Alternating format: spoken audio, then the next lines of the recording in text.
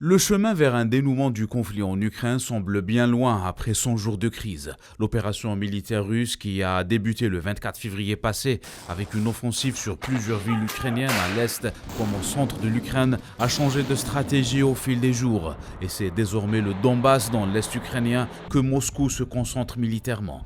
Une région frontalière avec la Russie qui fait l'objet d'un précédent conflit entre les pro-russes et Kiev depuis 2014. Sur le terrain, les forces russes semblent mettre la main sur la ville de Severodonetsk après de violents combats entre les deux parties ces derniers jours. Un événement qui survient quelques semaines après la conquête de Mariupol et la ville de Kherson dans le sud du pays. Au centre et à l'ouest de l'Ukraine, le conflit est moins intense, notamment après le retrait des troupes russes de la périphérie de Kiev. Sur le plan humanitaire, l'Ukraine a connu un exode massif de réfugiés durant les premiers jours de l'opération. La plupart des déplacés ont afflué vers la Pologne comme première destination et avec un chiffre dépassant les 2,5 millions de personnes.